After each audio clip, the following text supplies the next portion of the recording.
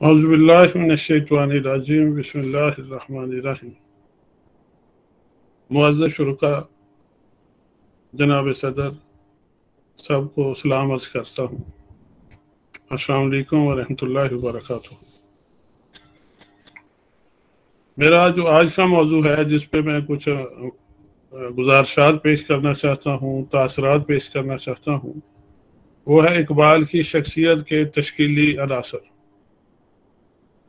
कुरान हकीम का जो बुनियादी मौजू है वो इंसान है, यानी इंसानी शख्सियत है। इस लिहाज से ये मौजू नहायत अहम है कि अल्लामा इकबाल ने शख्सियत के बारे में ही सब कुछ लिखा। शख्सियत को संवारने के लिए, मुस्तहकम करने के लिए उन्होंने तसव्वुर खुदी पेश किया। और देखा जाए तो कायनात में से अगर इंसान को हम निकाल दें तो पीछे कुछ रह नहीं जाता, कोई मकसद नहीं रह जाता इस कायनात का। खालिक और मखलूक में से सबसे ज़्यादा करीबी रिश्ता अल्लाह ताला का इंसान से है, इंसान की शख्सियत से है। अल्लामा इकबाल रहमतुल्लाह अलैह ने तमाम ज़िंदगी कुरान हकीम में तदब्बर और तफक्कर किया। उसवा नबी करीम सल्लल्लाहु अलैहि वसल्लम से रहनुमाई हासिल की। ये ऐसा मिज़ान है जिस पे वो ताहयात हर तरह के तसव्वुरात, नज़रियात को परखते रहे। उनके जो भी तसव्वुरात, नज़रियात, ख्यालात इस पे पूरे उतरे उन्होंने तस्लीम किए, और जो इस पे पूरे नहीं उतरे उन्होंने उनका रद्द किया। तो इस लेक्चर में, आज की इस नशिस्त में, इसी हवाले से बात होगी कुरान हकीम, उसवा हसना और फ़िक्र इकबाल। और इस हवाले से जायजा लेंगे कि शख्सियत से क्या मुराद है। शख्सियत को डिफाइन करने के लिए मैं सूरत असर का हवाला दूंगा। अल्लाह ताला फरमाते हैं वल अस्र इन्नल इंसान लफी खुस्र। आप देखें, अल्लाह ताला ने ज़माने की कसम खाई। अल्लाह ताला बेनियाज है, अल्लाह ताला को तो कसम खाने की कोई ज़रूरत नहीं है, लेकिन हमारे यकीन के लिए, हमें मतवज्जो करने के लिए अल्लाह ताला ने कसम खाई। और कसम भी ज़माने की, टाइम की, ज़िंदगी की। ज़माने से मुराद ज़िंदगी है, वक्त है। अल्लामा ने फरमाया ना कि मुसलमानों के लिए जो है फ़लसफ़ा है ज़मा, ये ज़िंदगी और मौत की हैसियत रखता है। तो उससे यही मुराद है कि वक्त से मुराद ज़िंदगी है। अगर वक्त को समझ गए, ज़मा को समझ गए, उसके मुताबिक, उसकी रफ्तार से, उसके तकाज़ों के मुताबिक हमने ज़िंदगी बसर कर ली तो कामयाब है। और अगर हम ये तकाज़े ना समझ सके तो नाकाम है। वल अस्र इन्नल इंसान लफी खुस्र। अब इन्ना, बेशक, अल्लाह ताला ने फरमाया शक ना करो कि इंसान खसारे में है। इसमें बताया गया कि सभी इंसान खसारे में है। जैसे कलमा तैयबा में हम कहते हैं ला इलाहा इल्लल्लाह, कि कोई भी माबूद नहीं, नफी कर देते हैं तमाम झूठे खुदाओं की। नफी के बाद असबात होता है हक का। तो अब असबात किनका हो रहा है? उन लोगों का जो अल्लाह ताला के नज़दीक कामयाब शख्सियत रखते हैं, जो कामयाब जिंदगी बसर करते हैं। वो कामयाब जिंदगी का तस्वर हमें क्या मिलता है? इल्ला जो ईमान ले आए, जिन्होंने मान लिया दिल से, जिन्होंने अपने कौल फेल से तस्दीक की अल्लाह की, अल्लाह के रसूल की, आखरत की, फरिश्तों की, तमाम अंबिया की, तकदीर की। तो आगे फिर बात यहाँ ख़त्म नहीं होती। ये एक बुनियादी एक था, मतलब ज़रूरत कि एतकादात दुरुस्त हों। अब अगली बात है कि सिर्फ एतकादात दुरुस्त हों तो बात नहीं बनती। अब इन्हें साबित करें अपने कौल फेल से। तो इल्लल्लाज़ीना आमनू व अमिलुस सालिहात, कि जो सही काम करते रहे, नेकी के काम करते रहे। और फिर ये बात है, ये तो खुद ही की तकमील है ना जी, कि आपने आप को पहचाना, अल्लाह ताला को पहचाना, अल्लाह ताला को तस्लीम किया, अल्लाह ताला के अंबिया पर ईमान ले आए, खातमुन नबीयीन पर ईमान ले आए, फरिश्तों को मान लिया, आखिरत को मान लिया। ये तो हो गया। आगे तकाजा था कि इन्हें अपने अमल से साबित करें, लेकिन ये तो सिर्फ खुदी की तकमील है। अल्लामा के फलसफे के मुताबिक, अल्लामा इसे इनफरादी खुदी का तसव्वुर कहते हैं, जो असरार खुदी में पेश किया। आप दूसरों का भी ख्याल करें, दूसरों को भी नेकी की तलकीन करें, दूसरों को हक बात की तलकीन करें और सब्र हौसले से इस राह पे चलने की ताकीद करें। इल्लल्लाज़ीना आमनू व अमिलुस्सालिहात व तवस्सौ बिल हक़्क़ि व तवस्सौ बिस्सब्र। आप देखें शख्सियत का इससे वाज़ेह तसव्वुर कहाँ से मिलेगा हमें? अल्लाह का कलाम है और कामयाब जिंदगी का मकसद क्या है इसमें बयान हुआ, कामयाब शख्सियत से क्या मुराद है और नाकाम शख्सियत कौन सी है, सब कुछ इसमें मिल गया। इसमें अलामा के तसव्वुर ज़ुमान भी है, इसमें एतकादात की बुनियादी अहमियत और ज़रूरत भी है, इसमें खुदी के इस्तेकाम के लिए अल्लामा इकबाल ने नेकियां करने का, अच्छे काम करने का, अमल का पे जोर दिया तो वो भी है, और इसमें इज्तिमाई खुदी का भी जिक्र है कि दूसरों का भी ख्याल कर रहे हैं, दूसरों की भी इस्लाह करनी है। अब इस्लाह के लिए क्या ज़रूरी है? इस्लाह के लिए ज़रूरी है कि हमें इल्म हो, क्या ठीक है क्या गलत है। अगर इल्म नहीं होगा तो अमल भी दुरुस्त नहीं होगा। तो अब इस्लाह का जो अमल है उसके लिए दुरुस्त इल्म का होना ज़रूरी है और उस पर अमल भी ज़रूरी है। तो इन सब बातों के लिए हमें दीन इस्लाम की शक्ल में अल्लाह ताला ने ज़ाब्ता हयात दिया और अमली नमूना नबी करीम सल्लल्लाहु अलैहि वसल्लम का पेश फरमाया। ये है मुकम्मल शख्सियत का तस्वुर। अब शख्सियत की तश्कील के जो अनासर हैं उसमें प्रायोरिटी पे आती है शख्सियात, वालिदैन, असातिज़ा, उसके बाद इंसान की सोच जिसे हम कहते हैं नजरियात, तसव्वुरात, अकायद, और तालीम और तरबियत वगैरह। अब मैं शुरू ये करता हूँ कि अल्लामा इकबाल की शख्सियत की तश्कील में मैं सबसे पहले जो है कुछ बातें जो अर्ज़ करूँगा अल्लामा इकबाल के मजहबी घराने के बारे में, वालिदैन के बारे में, फिर असातिज़ा के बारे में, फिर अल्लामा इकबाल के वो कौन से थे सालिह अमाल जिनकी बदौलत उनकी शख्सियत मुस्तहकम हुई। अल्लामा इकबाल मजहबी घराने से तल्लुक़ रखते थे। उनके वालिद शेख नूर मोहम्मद सूफ़ी थे, बासफ़ा बुजुर्ग थे, सूफ़ी बासफ़ा। वो रोशन ज़मीर बुजुर्ग थे। जब कोई बंदा अल्लाह ताला कुरान हकीम में इरशाद हुआ है वज़कुरुल्लाह कसीरन लअल्लकुम तुफ़्लिहून, अल्लाह ताला को कसरत से याद करो ताकि तुम फलाह पाओ। जब कोई इंसान सिद्क़ और खुलूस से अल्लाह की राह पे चलता है, अल्लाह ताला के अहकामात पे चलता है, अल्लाह ताला को कसरत से याद करता है, तो अल्लाह ताला की ज़ात उसे इस दुनिया में कामयाबी की बिशारतें देती है, अल्लाह ताला उसे आखिरत की कामयाबी की बिशारत देते हैं। तो शेख नूर मोहम्मद को अल्लाह ने बिशारत दी। अल्लाह ताला ने फरमाया कि तुम्हें एक नेक बेटा अता करूँगा, वो बेटा तुम्हारा भी नाम रोशन करेगा, उम्मत की भी खिदमत करेगा। शेख नूर मोहम्मद को ख्वाब आया कि कबूतर है वो परवाज कर रहा है बुलंदियों पे, बहुत बुलंदियों पे चला जाता है, गायब हो जाता है, फिर नीचे उतर आता है, ज़मीन के करीब आता है, लोग पकड़ने लगते हैं, फिर उड़ जाता है, हत्ता कि वो उनकी झोली में आ गिरा। बुजुर्गान दीन जो सफ़ेद कबूतर ख्वाब में आना उसकी ताबीर जो देते हैं उनमें से एक ताबीर नेक फरजंद भी है। तो ये बशारत ऐन दुरुस्त साबित हुई। अल्लाह ताला ने उन्हें इकबाल की सूरत में नेक फरजंद अता फरमाए। अब शेख नूर मोहम्मद जो हैं, ये मैंने जो कहा है कि साहिब नज़र बुजुर्ग थे। नज़र के दो मफहूम हैं तसव्वुफ में। वो सूफ़ी थे, कादरी सिलसिले में बैत थे, इबादत गुजार थे, रिज़्क़ हलाल कमाते थे, सारा दिन जो है रिज़्क़ हलाल कमाते और नमाजें अदा करते, रात को फिर तन्हाइयों में अल्लाह को याद करते थे, सारा दिन सूफिया और बुजुर्गों की महफिल में बैठे रहते और अल्लाह के फजल की तलाश में रहते, रात को मसल्ले पे बैठ के अल्लाह के हुजूर आजिज़ी करते और उससे खैर तलब करते थे। अल्लामा इकबाल जो है इस सिलसिले में अपने मुशाहदात, अपनी वालिदा के मुशाहदात बयान करते हैं। अल्लामा इकबाल जो लिखते हैं कि मैं 11 साल का था, मैंने एक रात देखा मेरी वालिदा जो हैं अपने कमरे से निकली, सीढ़ियां उतर रही हैं, मैं भी उनके पीछे पीछे चला आया, देखा तो सहन में मेरे वालिद बैठे इबादत कर रहे हैं رات کی تاریکی میں ان کے ارد گرد روشنی ہی روشنی نظر آ رہی ہے، اور یہ نور کا حالہ نظر آ رہا ہے، اور وہ مستغرق ہے۔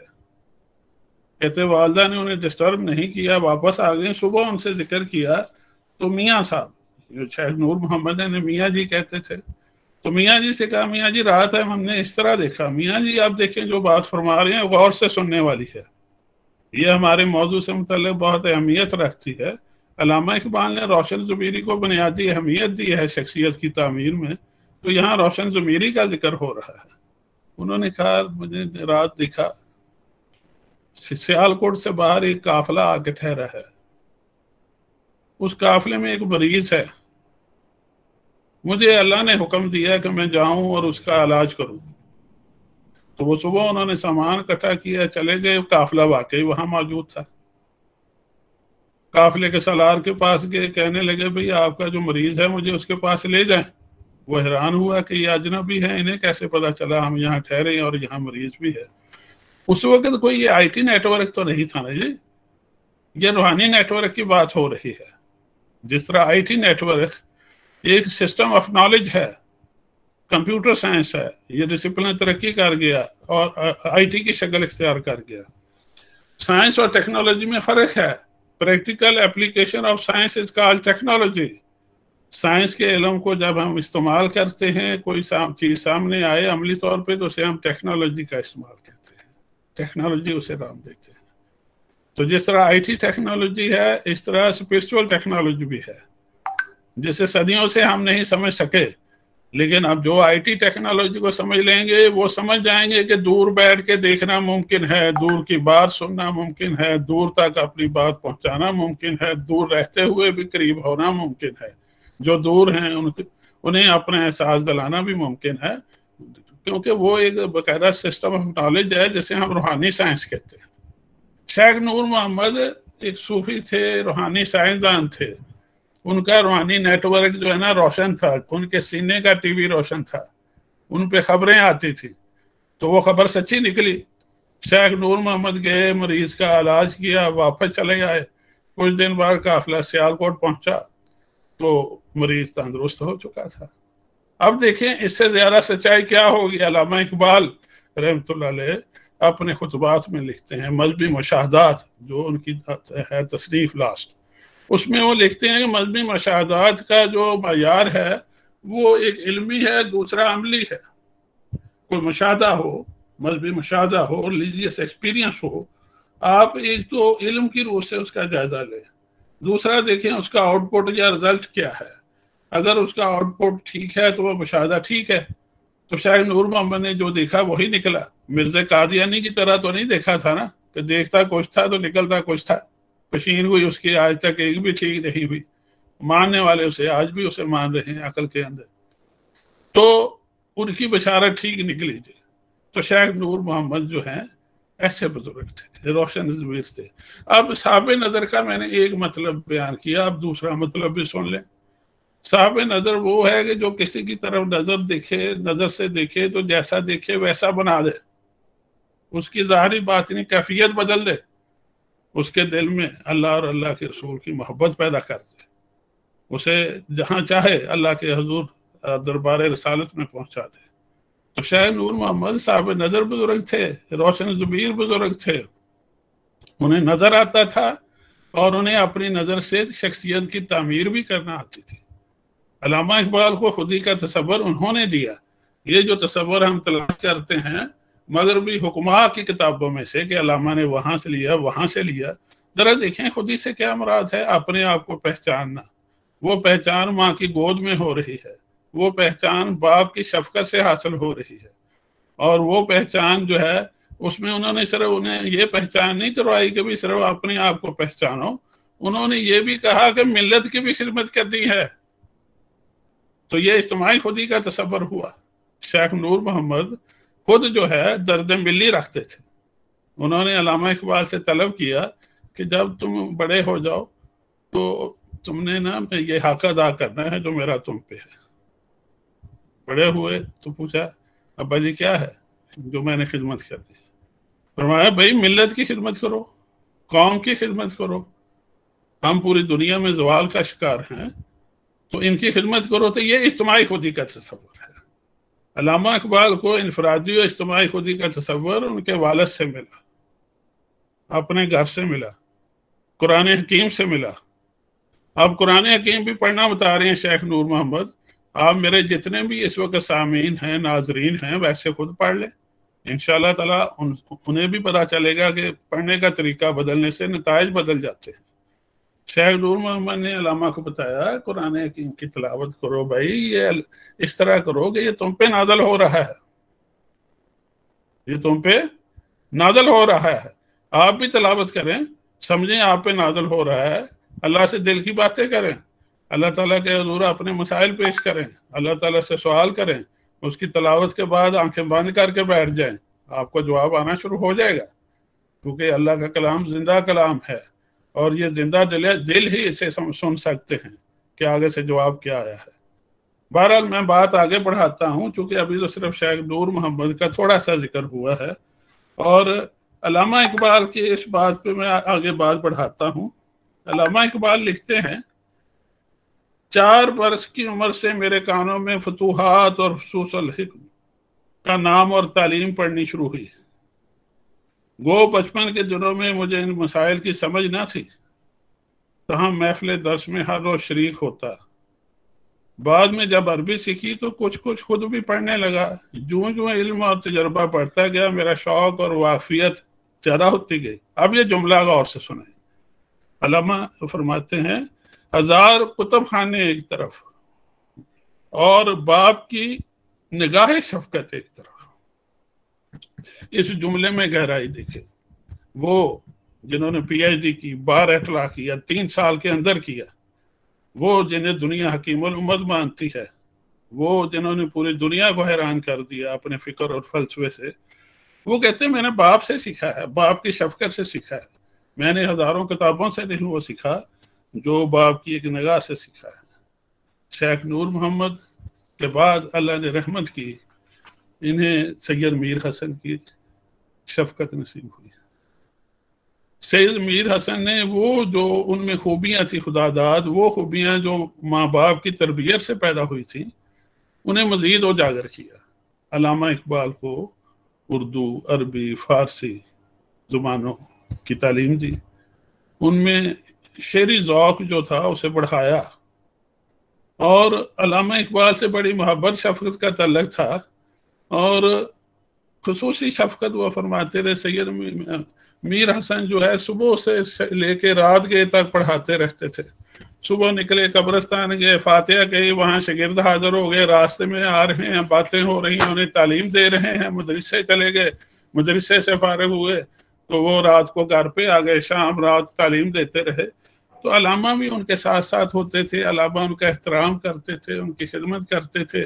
ایک دن ان کے بیٹے احسان کو اٹھایا تو اٹھایا نہ جائے، یہ چھوٹے تھے عمر میں، ان کے جو سید میر حسن کے بیٹے احسان ہیں وہ ذرا بڑے تھے، تو نہیں اٹھایا جا رہا تھا۔ سید میر حسن نے کہا بھائی یہ اٹھایا نہیں جا رہا، بھائی یہ زیادہ وزنی ہے۔ کہتے آپ کا احسان باری ہے، آپ کا احسان باری ہے، یعنی استاد کا جو احسان ہے وہ باری ہوتا ہے، ماں باپ کا کوئی جو ہے نا احسان، اور والد اساتذہ کا۔ یہ عظومانی بات سن کے وہ سید بہت خوش ہوئے۔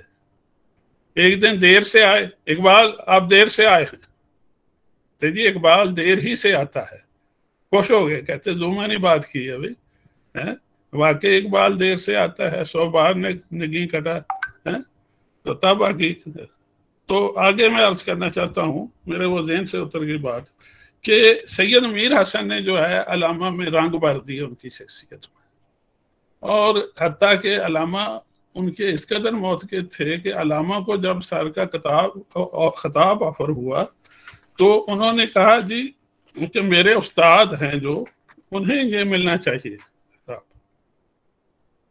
کہتے ان کی تصنیف، کہتے میں ہوں آپ کے سامنے۔ تو اس وقت سید میر حسن کو شمس العلماء کا خطاب دیا گیا تھا، پھر علامہ نے سر کا خطاب قبول کیا۔ اب سید میر حسن کے بعد جو ہے علامہ کے اساتذہ میں پروفیسر آرنلڈ کا ذکر کرنا چاہوں گا، حالانکہ اور بھی اساتذہ ہیں لیکن وقت تھوڑا ہے۔ اس میں میں ایک اور بات عرض کرنا چاہوں گا کہ علامہ کی شخصیت میں جو ان کے والد نے کردار کیا، ان کی والدہ کا بھی بڑا کردار تھا. امام بھی یا امام بی گھر میں رہتی، خدمت کرتی، لوگوں کی گلی محلے کی خبر لیتی، لوگوں کے جھگڑوں کے فیصلے کرتی، اور کہیں دیکھتی کہ کوئی غریب بچیاں ہیں تو انہیں اڈاپٹ کر لیتی تھی، ان کی تعلیم کرتی، تربیت دیتی، اور ان کی شادی کرتی، جہیز بناتی، رخصت کرتی. اور وہ بچیاں اتنا اٹیچ ہو جاتی تھی کہ شادی کے بعد جو ہے میکا سمجھتی تھی، علامہ اقبال کے گھرانے کو میکا سمجھتی تھی، اور ساری عمر وہاں آتی رہتی تھی. تو شیخ نور محمد علامہ اقبال نے رموز بے خودی میں ایک واقعہ بیان کیا ہے. کہتے ایک بار ایک سائل دروازے پہ آیا، بار بار سائل نے آواز لگائی، مجھے غصہ آ گیا، میں نے جا کے اسے جو مارا تو اس کا جو کاسا تھا نیچے گر گیا. تو میرے والد کو پتہ چلا تو بہت ہی شرمندہ ہوئے، کہنے لگے تم قیامت والے دن مجھے شرمندہ کرو گے. اب دیکھیں کہ تربیت کیسی ہے، یہ خودی کی تعمیر نہیں تو اور کیا ہے. مجھے حیرت ہوتی ہے ان مفکرین پہ جو علامہ اقبال کا جو تصور خودی ہے بہت دور جا کے جو ہے نا مغربی حکماں کی کتابوں سے تلاش کر کے دعوے کرتے ہیں علامہ نے یہ تصور فلاں سے لیا، فلاں سے لیا. بھی سادہ سا تصور ہے، ماں باپ نے دیا، شیخ نور محمد نے دیا، سید میر حسن نے دیا. آگے پروفیسر جو آرنلڈ ہیں، جی میں اب ان کا عرض کرتا ہوں. پروفیسر آرنلڈ بھی بہت ہی اچھی شخصیت ہیں، انہوں نے علامہ اقبال کی زندگی میں بہت اعلیٰ کردار ادا کیا. علامہ اقبال جو ہے تاحیات ان سے جب تک یہ پروفیسر آرنلڈ زندہ رہے رابطے میں رہے. پروفیسر آرنلڈ جو ہے یہ مستشرق تھے، مشرقی علوم کے ماہر تھے. اس کے علاوہ یہ بہت سی زبانوں پہ مہارت رکھتے تھے. پروفیسر آرنلڈ جرمن، اطالوی، فرانسیسی، روسی، ولندیزی، پرتگالی، ہسپانوی، عربی، فارسی، سنسکرت، سبھی زبانوں میں مہارت رکھتے تھے. یہ 1888 میں 1888 میں ایم اے او کالج علی گڑھ میں اور 1898 میں گورنمنٹ کالج لاہور میں فلسفے کے پروفیسر مقرر ہوئے. میں جو یہ انفیکشن فگر پہ زیادہ نہیں جاؤں گا، میں توجہ دینا چاہتا ہوں کنسیپٹ پہ کہ ہمارے کنسیپٹ کلیئر ہوں کہ شخصیت کے تشکیلی عناصر کیا ہیں، ہم اپنی شخصیت سازی کیسے کر سکتے ہیں. یہ فیکشن فگر جو کتابوں میں ہے. بہرحال میں پروفیسر آرنلڈ کے بارے میں جو ہے نا مختصر سے عرض کرتا ہوں کہ پروفیسر آرنلڈ جب علامہ نے ایم اے فلسفہ کیا پنجاب یونیورسٹی میں تو یہاں فلسفے کے پروفیسر تھے. جب یہ چلے گئے ادھر انگلینڈ واپس تو علامہ بھی 1905 میں پیچھے چلے گئے، 3 سال وہاں رہے 1908 تک. اور وہاں بھی پروفیسر آرنلڈ کی رہنمائی میں انہوں نے پی ایچ ڈی بار اخلاق کی تعلیم حاصل کی. اور پروفیسر آرنلڈ جو ہے ان کے بارے میں 1-2 باتیں عرض کروں گا تو اس سے واضح ہو جائے گا کہ ان کا علامہ اقبال کی شخصیت سازی میں کیا کردار ہے. سید شبلی نعمانی بھی شاگرد رہے ہیں پروفیسر آرنلڈ کے. وہ لکھتے ہیں ایک بار طے ہو گیا کہ پروفیسر آرنلڈ جو ہیں میں انہیں عربی سکھاؤں گا، وہ مجھے فرینچ لینگویج سکھائیں گے. طے یہ ہو گیا کہ پروفیسر آرنلڈ جو ہیں روزانہ صبح میرے گھر تشریف لایا کریں گے 6 بجے. تو وہ صبح گھر آ جاتے تھے 6 بجے، مجھے پڑھاتے تھے، میں عربی سکھاتا تھا. ایک دن 5 منٹ لیٹ ہو گئے، میں نے دیکھا تو بھاگے آ رہے ہیں. آتے ہی کہا بھائی آج مجھے 5 منٹ لیٹ ہو گیا ہوں، آپ مجھے جو چاہیں سزا دے دیں، میں لیٹ ہو گیا. انہیں اتنا احساس تھا 5 منٹ لیٹ ہونے کا. سید شبلی نعمانی لکھتے ہیں کہ ایک بار میں پروفیسر آرنلڈ کے ساتھ بحری جہاز پہ سفر کر رہا تھا.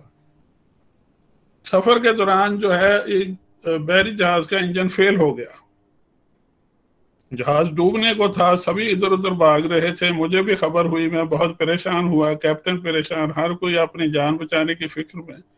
تو میں پروفیسر آرنلڈ کی طرف گیا کہ انہیں بھی آگاہ کروں. وہ نظر نہیں آ رہے کہیں ادھر ادھر کہ بھئی اپنا بچاؤ کر لو، مر رہے ہیں ہم سب. دیکھا تو پروفیسر آرنلڈ اپنے کمرے میں بیٹھے مطالعہ کر رہے تھے، بالکل بے فکر تھے. کہتے کیوں جی آپ کو کوئی فکر نہیں، جہاز ڈوب رہا ہے تو آپ یہ کتاب پڑھ رہے ہیں. انہوں نے کہا بھائی مرنا ہی ہے تو میں چاہتا ہوں کہ تعلیم حاصل کرتے ہوئے مروں، اسٹڈی کرتے ہوئے مروں. دیکھیں حضور صلی اللہ علیہ وسلم نے فرمایا کہ ماں کی گود سے لے کے قبر تک علم حاصل کرو، اس پہ جس نے بھی عمل کیا وہ کامیاب ہوا. پروفیسر آرنل اس پہ عمل کر رہے ہیں. اب یہی اسپرٹ دیکھیں علامہ اقبال میں پیدا ہو گئی. علامہ اقبال رحمۃ اللہ علیہ اپنے گھر میں نا اسٹڈی کر رہے ہیں, زلزلہ آ گیا. علی بخش نے دوڑ لگا دی, ادھر بھاگ رہا ہے ادھر بھاگ رہا ہے. علامہ اقبال ذرا بھی مشوش نہیں ہوئے, پریشان نہیں ہوئے, صرف ادھر دیکھا علی بخش کی طرف, کہنے لگے علی بخش وہ سیڑھیوں کے نیچے کھڑے ہو جاؤ, اور پڑھتے رہے. زلزلہ پھر اسی طرح فرد ہوا. اب دیکھیں کہ یہ ذوق علامہ اقبال کو کیسے حاصل ہوا, نبی کریم رؤوف الرحیم صلی اللہ علیہ وآلہ وسلم سے. اس کا پھر انہوں نے عملی نمونہ اپنے استاد میں دیکھا, پروفیسر آرنل. انہوں نے اپنے پروفیسر آرنل سے صرف فلسفے کی تعلیم حاصل نہیں کی, زندگی گزارنے کا ذوق بھی حاصل کیا, سلیقہ بھی حاصل کیا, ان کی اچھی اچھی عادتیں بھی دیکھی. پروفیسر آرنل جو ہے یہ اسلامی لباس پہنتے تھے, اور ان کی عادتیں ساری مسلمانوں جیسی تھیں. انہیں دیکھ کے کوئی کہہ ہی نہیں سکتا تھا کہ یہ جو ہے نا نان مسلم ہے پروفیسر آرنل. اور نالج میں, اسلامیات کے نالج میں اتنے ماہر تھے کہ انسائکلوپیڈیا آف اسلام بنانے میں ان کی ڈیوٹی لگائی گئی. انہیں پھر preaching of Islam, history of Islam لکھنے کی ڈیوٹی دی گئی. 9 سال انہوں نے کام کیا اور کتاب پریچنگ آف اسلام لکھی. اور سر سید احمد خان نے وہ کتاب دیکھی, کہتے کام ہمارا تھا مسلمانوں کا, کیا پروفیسر آرنل نے. اور اس کا جو ہے نا پریچنگ آف اسلام کا ترجمہ بھی شامل ہو چکا ہے. اب یہ دیکھیں کہ یہ پروفیسر آرنل کے بعد میں آپ ذکر کرتا ہوں, ایک ہے ہماری فیس ٹو فیس لرننگ. ہم جب جاتے ہیں کسی اسکول میں, کالج میں, مدرسے میں, فیس ٹو فیس لرننگ ہوتی ہے, اسے کہتے ہیں فارمل ایجوکیشن. ایک ہوتی ہے کسی کالج اسکول نہیں جاتے, گھوم پھر کے کہیں سے سیکھ لیا, کوئی روایتی انداز سے نہیں سیکھا, وہ ہوتی ہے مطلب انفارمل ایجوکیشن.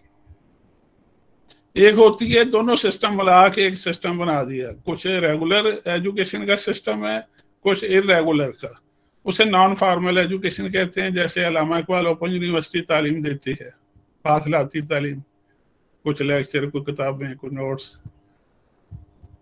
جس طرح یہ فاصلاتی تعلیم ہوتی ہے میرے بھائی, یہ جو ہے عصری علوم میں, روحانی دنیا میں بھی ایک تو ہوتی ہے فیس ٹو فیس لرننگ.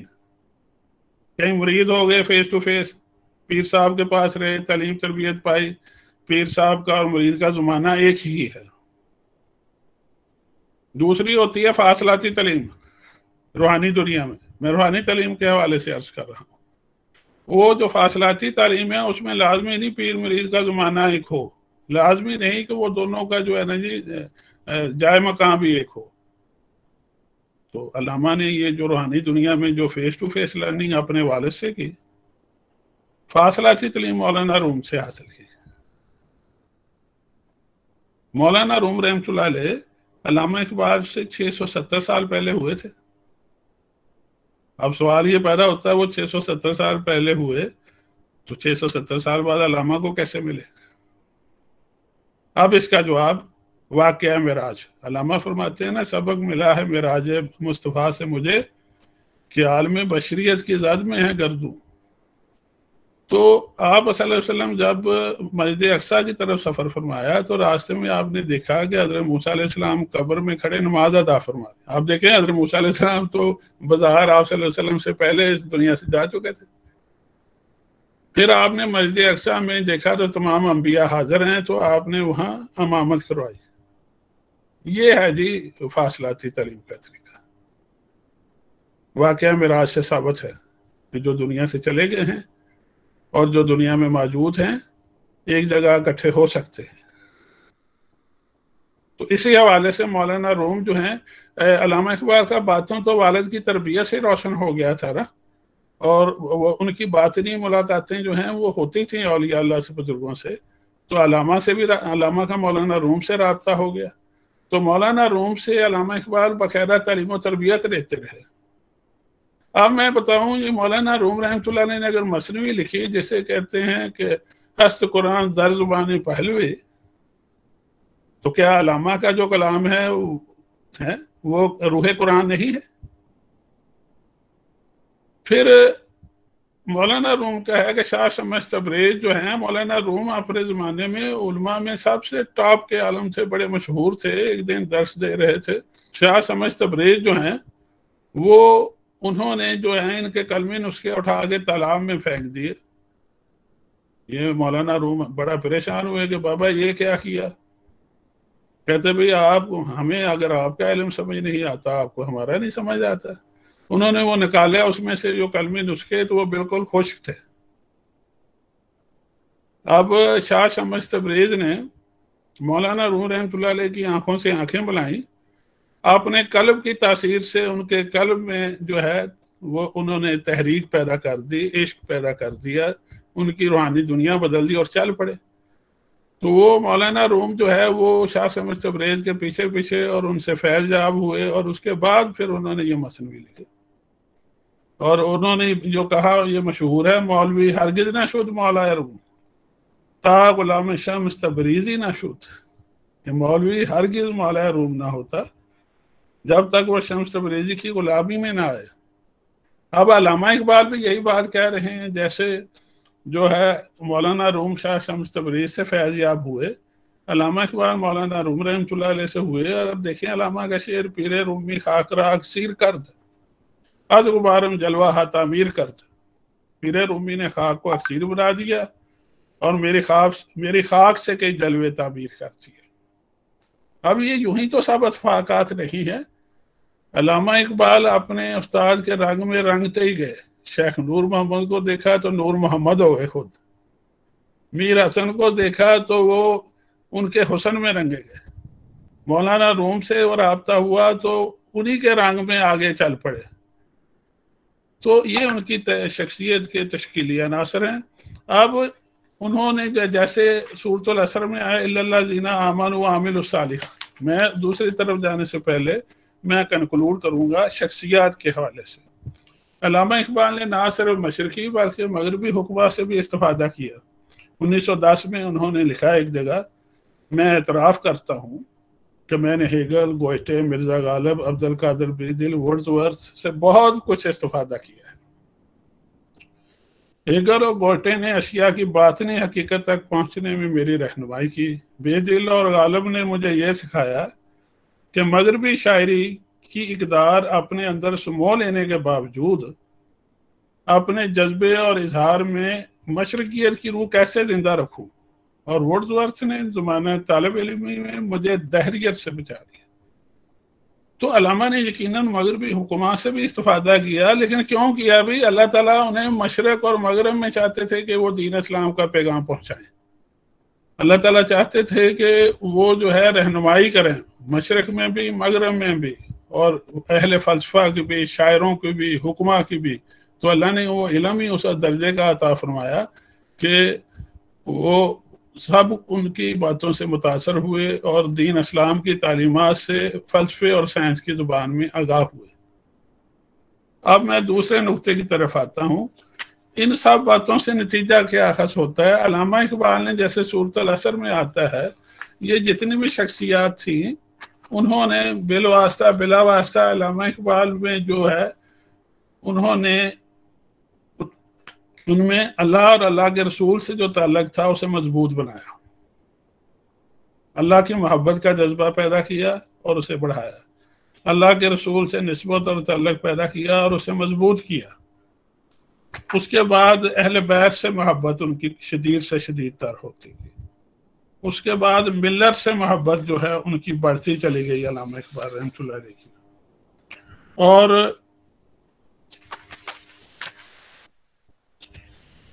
علامہ اقبال کو کامیاب زندگی کا تصور ملا، کامیاب زندگی کیسے گزارنی ہے انہوں نے گزار کے بھی دکھائی۔ علامہ اقبال جو ہے انہیں جو کچھ بھی ملا تعلیم و تربیت سے ملا۔ تعلیم و تربیت میں جو لازمی جو عناصر ہیں وہ ادب، احترام اور تعمیل ارشاد۔ والدین کا ادب احترام کرتے تھے، اساتذہ کا ادب احترام کرتے تھے، ان کا کہا مانتے تھے، ان کی خدمت کرتے تھے، دل سے ان سے محبت کرتے تھے۔ تو اس کے نتیجے میں اللہ نے انہیں نور بصیرت عطا کیا، وجدان عطا کیا۔ وہ دیکھیں وہ وجدان شیخ نور محمد میں جو نظر آ رہا ہے نا، وہ جو قافلے کی خبر ہوئی جاؤ وہاں، تو اب انہیں بھی خبر ہو رہی تھی کہ اسلام کا قافلہ کدھر گیا، کیا خرابی ہے، امت کی کمزوریاں کیا ہیں، اس کا حل کیا ہے. تو یہ وجدان تو ان کے گھرانے سے انہیں ملا، مولانا روم سے ملا، اساتذہ سے ملا انہیں. انہیں ہم اگر بھی حکماء کی کتابوں سے تلاش کریں کہ علامہ نے یہ بھی وہاں سے لیا تو غلط بات ہے. تو اب علامہ اقبال کی خصوصیات جو میں نے عرض کر دی کہ خصوصیات کیا تھی، جوہد مسلسل، عمل پہم، عشق رسول صلی اللہ علیہ وسلم، ادب و احترام.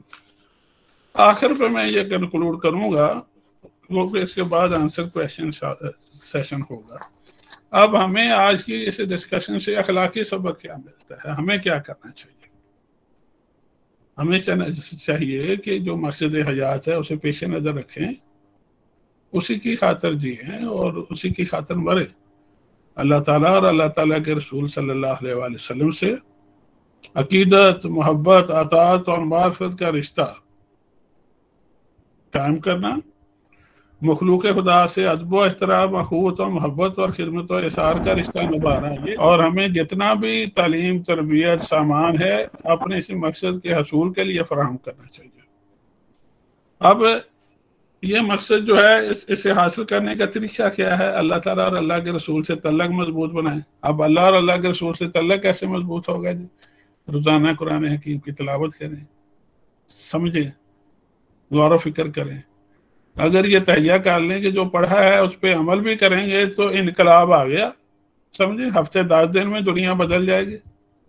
اور پھر ہفتے 10 دن میں وہ بھی ہوگا. اللہ نے فرمایا جب کوئی میرا بندہ مجھے کہتا ہے یا اللہ اے میرے رب، تو میں آگے جواب دیتا ہوں اے میرے بندے. بھائی اللہ نے سچ فرمایا، ہم جھوٹے ہیں جو ہمیں آواز نہیں آتی. جب ہم اللہ کی مانیں گے، یہ تہیہ کر کے تلاوت کریں گے کہ آج جو پڑھا ہے آج سے ہی اس پہ عمل شروع کر دیں گے، تو دیکھیں چند دنوں میں کتنا انقلاب آتا ہے ہمارے اندر، دنیا بدل جائے گی. تو تلاوت کریں، یہ سمجھیں آپ پہ نازل ہو رہا ہے، اور یہ سمجھیں اس پہ عمل بھی کرنا ہے اور اسی دنیا میں رہنا ہے. حضور صلی اللہ علیہ وسلم سے تعلق مضبوط کرنا ہے تو آپ کی سیرت کی کتابیں پڑھیں، آپ پہ زیادہ سے زیادہ درود و سلام بھیجیں، اور دل میں حضور سے کچھ باتیں بھی کیا کریں، عرض کیا کریں کہ حضور میرے میں یہ خرابیاں ہیں، میرے یہ مسئلے مسائل ہیں، حضور میرے لیے دعا فرما دیں، حضور میرا درود و سلام آپ تک پہنچتا ہے، قبول فرمائیں. حضور یہ دنیا کا رزق تو ہے ہی ہے، یہ بھی زیادہ سے زیادہ عطا فرمائیں، یہ نعمتیں اس رزق سے زیادہ قیمتی ہیں. تو اس سے حضور سے تعلق مضبوط ہو جائے گا. نماز پنجگانہ ادا کریں. آپ کے مرشد اقبال جو ہیں یہ تہجد باقاعدگی سے ادا کرتے تھے، لندن میں بھی کہتے ہیں مجھے یہ نہیں چھوٹی نماز.